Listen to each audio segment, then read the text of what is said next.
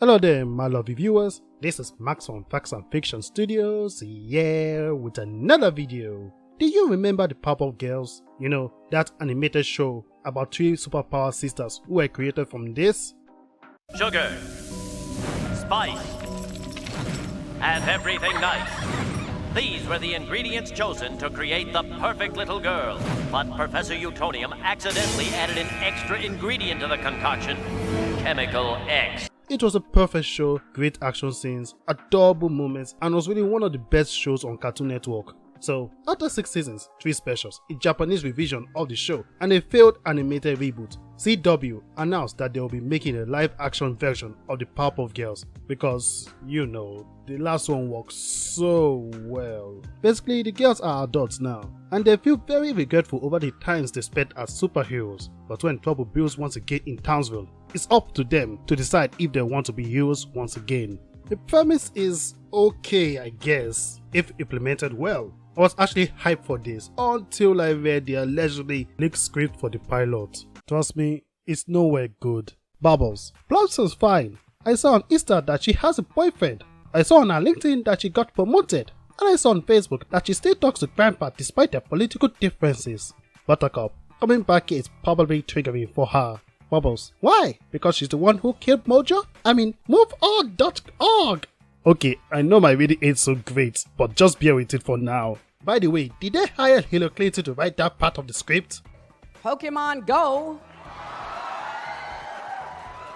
But I'm trying to figure out how we get them to have Pokemon go to the polls. What woman of this age will say moveon.org? Gina, with all due respect, Mr. Mayor, Townsville is a candy-colored bubble of privilege and comfort. Ever since the creature attack stopped, we're one of America's safest cities. I don't think people are voting from a place of fear. Jojo, what about my pet monkey? That was meaningful in the last election. Gina, post of Hampe. Nobody cares anymore. Yep, they brought out that old meme. Why? Because it's funny. Laugh, people, laugh. That joke was hilarious and you all liked it. Buttercup, what did you invest in, Dad? Drake, well, some real estate in 2008 and then, fidget spinners. Have you guys heard of walnuts? Buttercup, plus, wake up or we'll leak your news everywhere. Of Bubbles' confusion. That worked on you once. You see what I mean? This script basically stomps, squashes and farts on everything the original show was all about. Ironically, even the failed reboot and the Japanese version did a much better job.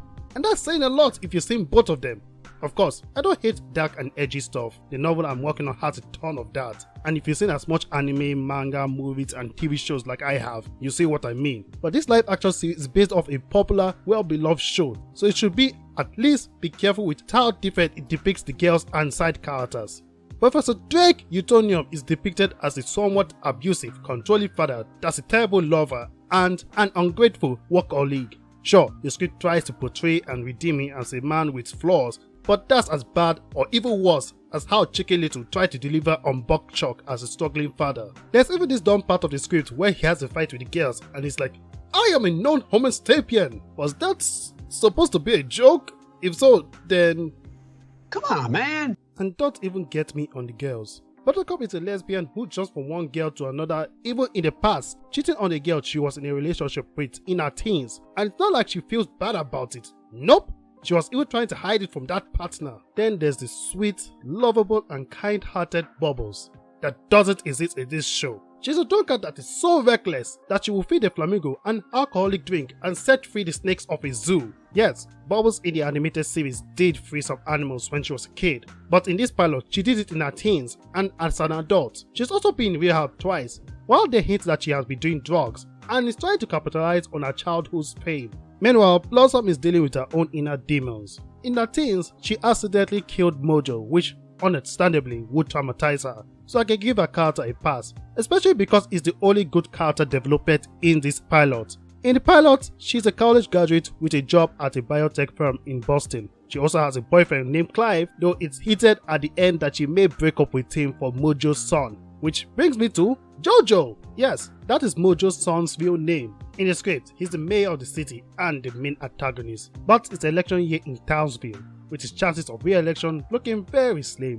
so he gets in touch with the other antagonist and original character, Henrietta, to mind control the girls and make them cause trouble. That way, he'll be the city's hero when it comes to save the day, which will guarantee him his re-election bid. This will be a good idea, if not for how bad of an antagonist he is. He kind of comes off as a bratty villain than a decent villain, so of course his evil plans fails when he makes the dumbest moves. And surprise Henrietta, an antagonist with real power, goes along with him. There's also the fact that he has a crush on Blossom, which brings up a whole lot of questions. Yeah, the script kind of brought it up that he liked her from the time he was a kid, but with the way he was doing things, it kind of makes it questionable. By the way, Henrietta is a 10-year-old girl that's able to create mechanical woolly bears that can mind control people. She killed her parents for reasons not known. Miss Ballum is also in the pilot, but I don't like how they handled her in the script. Though she still has that good relationship with the girls, it boggles my mind how she still likes Professor Utonium, despite how coldly he treated her. She dated a guy for like 9 years, and even with his attitude, she still has feelings for him. For instance, there's this conversation she has with Blossom about the professor, and somehow Miss Bellum, aka Sarah, gives this pep talk that sounds like they're talking about a different man. This is just another example of how the script tries so hard to make the professor as a misunderstood character, but until the end of the script, he's just not a good person. But from the Value Wolf Boys is in the script too. Apparently, they never had superpowers, and as such they have been whatever this is supposed to mean. Soon, it's discovered how low Bubbles can be. She was engaged with Butch, but after calling it off, she sold the engagement ring to a pawn shop for drugs! The script does attempt to make it seem that the girls were victims of misogyny, but that's not addressed well enough. If anything, it feels false and untrue.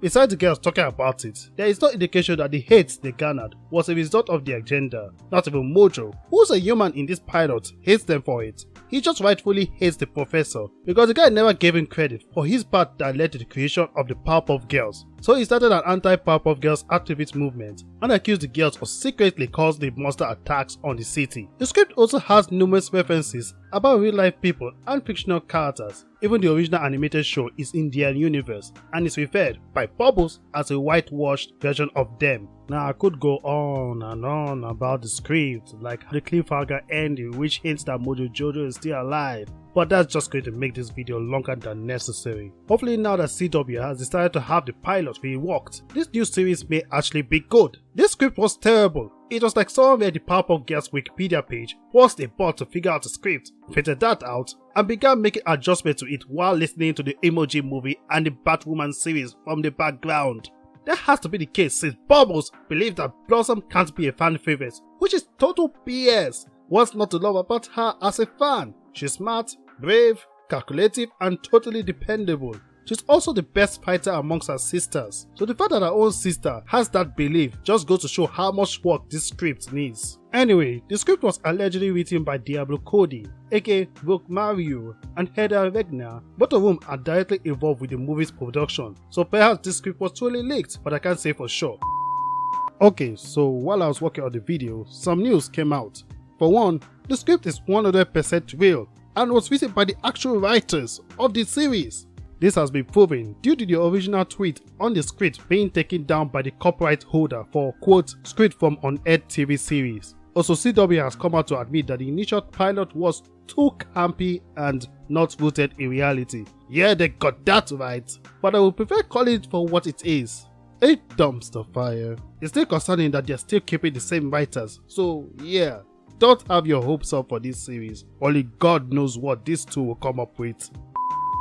All I know is that I'm worried for this live action series now, considering its setting. It's obvious that the series is meant to draw in old audiences and make new ones at the same time, so they can't use the "it's meant for kids" excuse. That's what happened with the failed animated reboot, and it still got cancelled. Of course, I'm not saying that it should be like the original series in its entirety, but it has to be delicate enough to not ruin the core aspects of the characters, like this script did right here. That's all I have to say for now, but I really want to know what you guys think of this script. Whether you read it by yourself or you just saw my video, then please let me know what you think in the comments down below. Also, be sure to subscribe and click on that notification bell. That will be very much appreciated as it will help my channel to grow. Thank you for watching. This has been Max from Facts and Fiction Studios, and I'll see you next time.